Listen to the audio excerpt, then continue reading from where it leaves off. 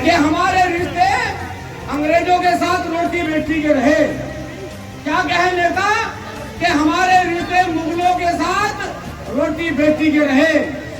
अरे जिनकी माताओं ने इस देश की लाज बचाने के लिए, जिन माताओं ने इस देश का वजूद बचाने के लिए 16-16 हजार रानियों ने जोहर करा हो, उनके साथ आप बदतमीजी की बात करोगे?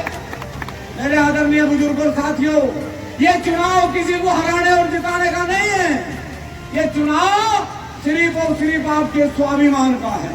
हमने पहले भी कहा सरकार से कि जिस दिन बाबा मिहिर भोज जी की मूर्ति के सामने गुज्जर शब्द लिखा गया, हमने सरकार से कहा, हमने हजारों मूर्तियां इस देश में लगाई, हजारों मूर्तियां।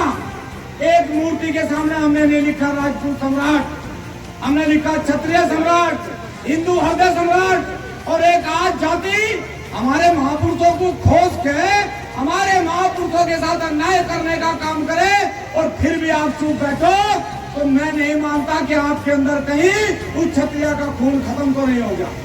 आपको बदला लेना पड़ेगा। यदि 16 हजार रानियों ने जोहर नहीं करा तो मैं आपको, ये झूठ है, बताओ जोहर करा कि नहीं करा। इस चुनाव में आपको निर्णय लेना पड़ेगा। आपने हमेशा निर्णय लिया, जब कभी भी देश का आक्रमण हुआ आपके महापुरुषों ने निर्णय लिया, जब कभी भी देश का आक्रमण हुआ हमारे महापुरुषों ने निर्णय लिया। और ऐसे निर्णय लिए कि 8-8 हजार की सेना 80-80 हजार मुगलों के साथ लड़ी, लेकिन वो हारे नहीं।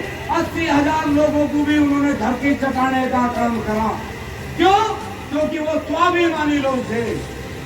और आज लोग क्या कह रहे कि हम राष्ट्रवादी हैं, वो राष्ट्रवादी पार्टी है, हमने राष्ट्रवाद के नाम पर वोट दिया, लेकिन वही पार्टी आज जातिवादी होगी।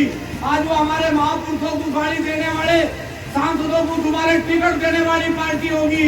मेरे आदरणीय बुजुर्गों साथियों, हो सके कि मैं आपको समझाने में नाकामयाब रहूं, लेकिन अपनी अंतरात्मा पे हाथ रख के एक सवाल अपनी आत्मा से जरूर पूछना